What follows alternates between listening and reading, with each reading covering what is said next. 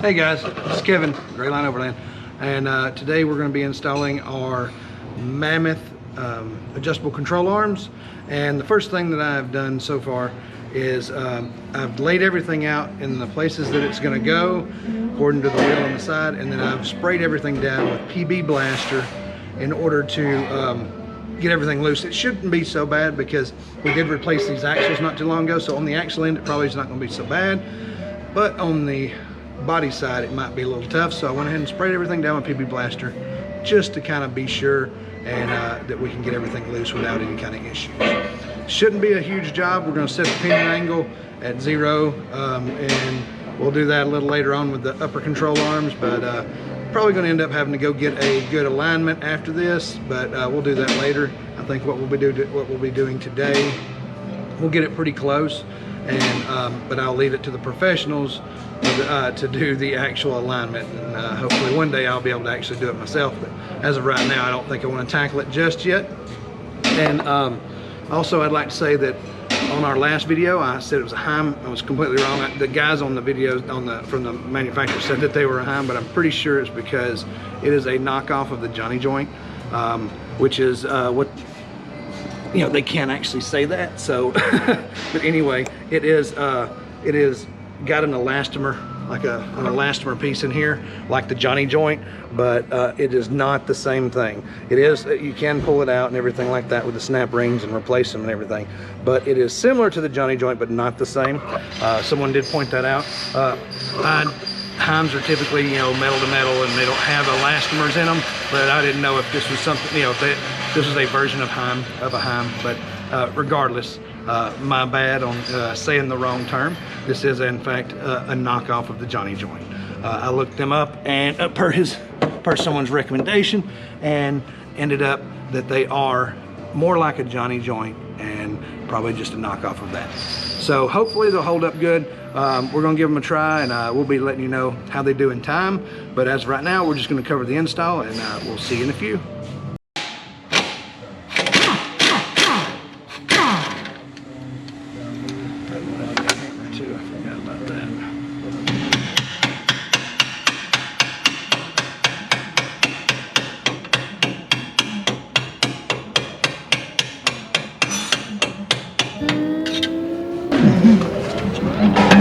Okay.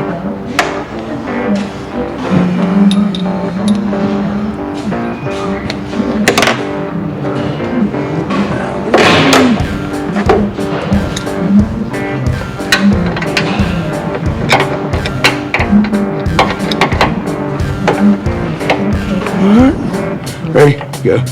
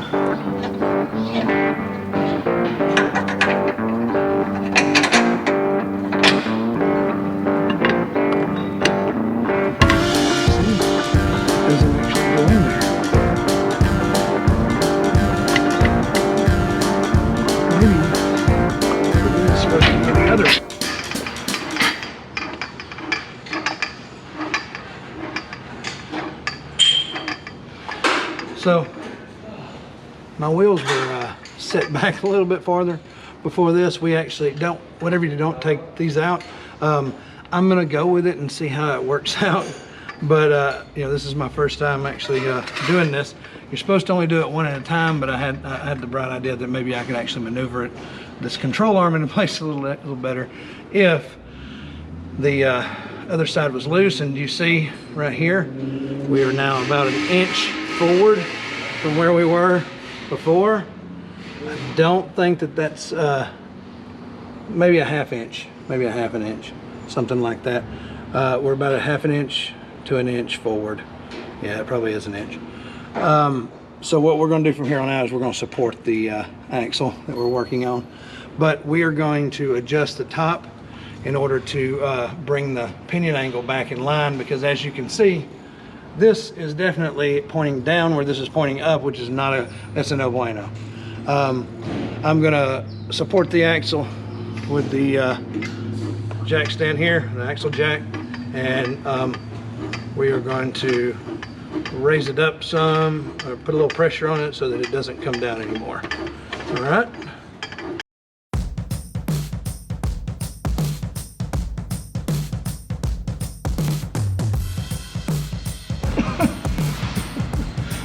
The wife just let me get hit in the head.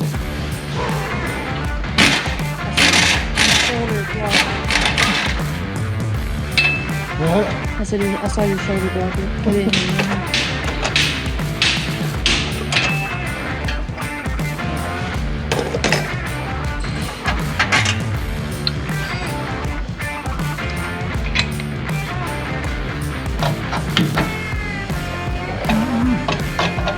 It's not quite in the same place.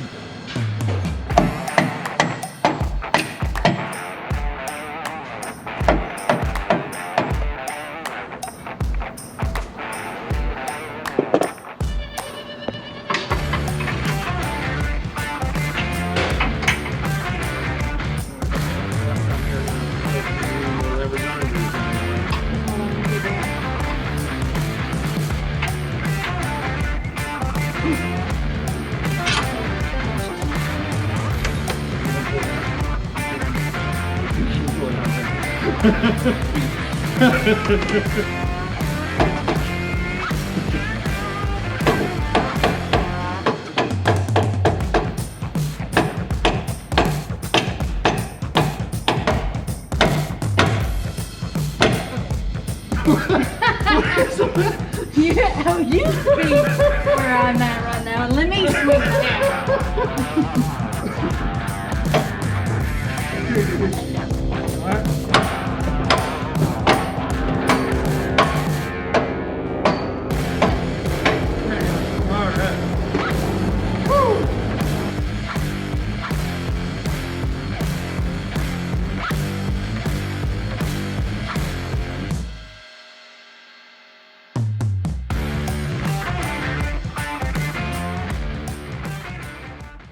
Now what are you doing? We're going to adjust, we're going to install and adjust the front, which means that we will do these at the same time. The other ones, by the way, I don't know if I mentioned it already, but don't do them at the same time. Because what happens when you do that is the axle shifts on you, and that's exactly what happened to us. Hopefully we got it straight, and we won't be crab walking after all this is over with.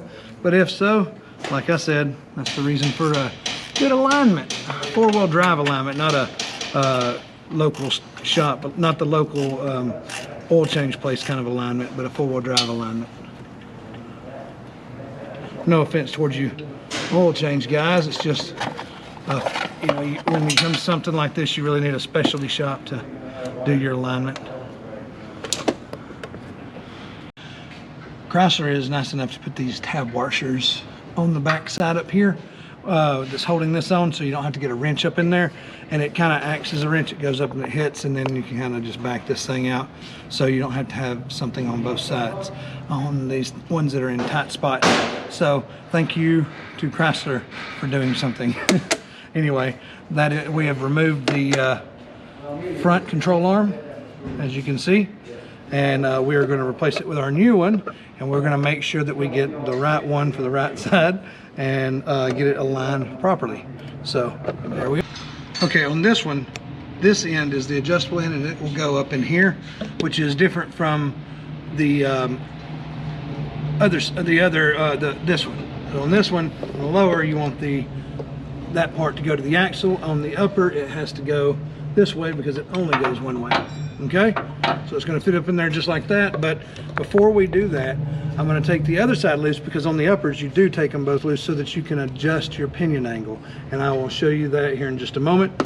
We have a double CV or a double CV or I mean a CV joint or a double cardan up here. So what we are going to do is we are going to put the pinion on a on 0 degrees. So in other words, what we're going to do is we're going to make sure that our pinion, which this is a good flat spot to go from, I do believe, or possibly, yeah, I think that that's going to, we'll find a spot, appropriate spot, and we'll jack up and line it up with our drive shaft and get it 0 degrees out on the drive shaft. So the drive shaft and that, we want it to be level, okay?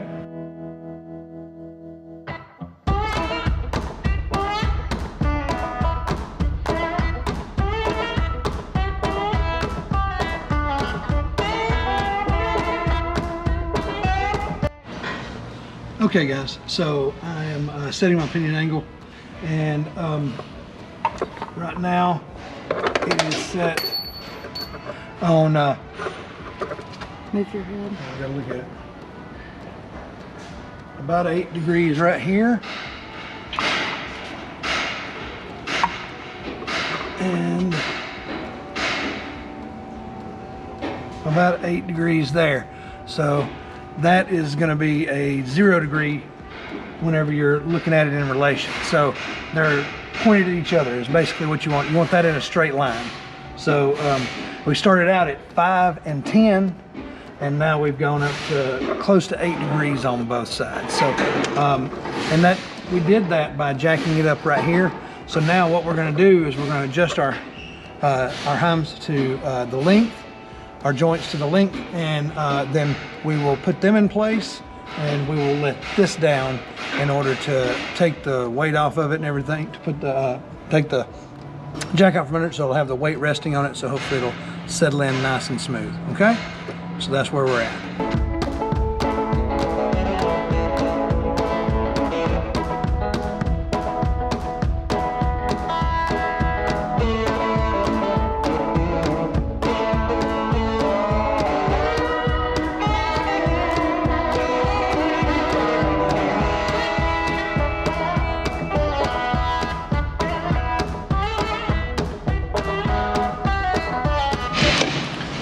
Hey everybody, so we've got them all installed, and I have torqued them. It's 125 foot-pounds on the big ones, and it's 75 on the smaller ones here.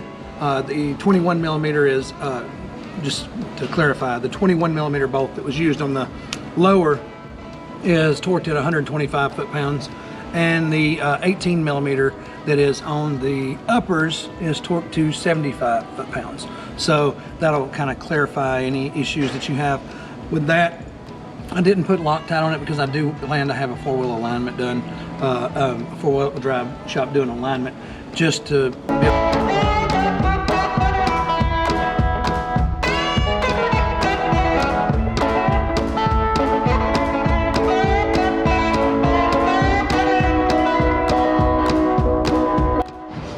Okay guys, so because I have factory skids for my control arms, it doesn't really go in there.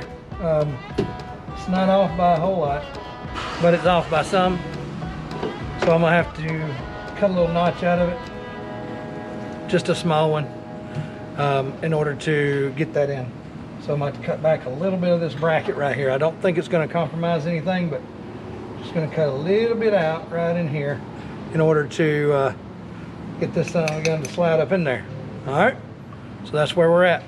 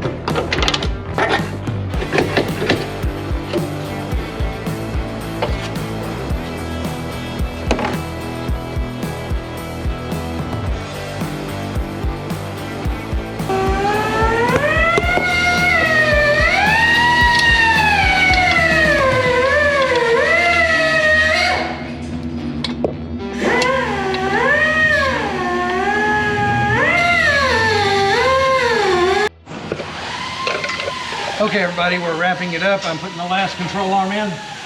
Just a word of note, they do not go in the direction that the instructions say, but if you watch the video from Extreme Terrain, it does show you the proper way. So I installed them wrong, and then, you know, per the directions, and then ended up going back and reinstalling them the proper way because the they were just so misaligned with the way that the directions had. It made me look at the video that Extreme Terrain, which is it's their house brand, they're the ones that put them together, what they had. And what they showed on that was that on the upper, instead of it going to the axle side with the heim, it's supposed to actually go to the frame side, but the directions showed just the opposite. So word to the wise, the directions are wrong in that aspect. On the axle for the back, for the lowers, it goes to the axle. The heim goes to the axle, and it's just the opposite on the back, on the top. Which, you know, it was like that on the front as well, but the directions were correct on the front, where they were not correct on the back. So anyway, that is something to be aware of. But other than that, I mean, it took a little more than 5 hours. It wasn't really super hard or anything, but it was not easy. It was definitely a trying day. Let's see here. Right now we are wrapping it up, and we have been here, actually we've been here 5 hours. So it has taken me 5 hours to do it, but normally I can finish stuff in less time than it takes to actually do it. And not to mention, I did have to cut here to remove a little bit of where the control arm slides in order to be able to get it up in there, because the skids on this one has skids, and in order to get it past that, I had to just take not even a quarter of an inch out of it. It wasn't a whole lot of it. In fact, it was about that much. So not much at all. Didn't have to take a whole lot out at all. But anyway, all together went in pretty good. I'm pretty satisfied with it. I'm gonna go back and clean up and torque everything down on the back. I haven't torqued it yet, but other than that, we're done. So this is Kevin with Grayline Overland, and I hope to see you soon. Thanks. Have a good one.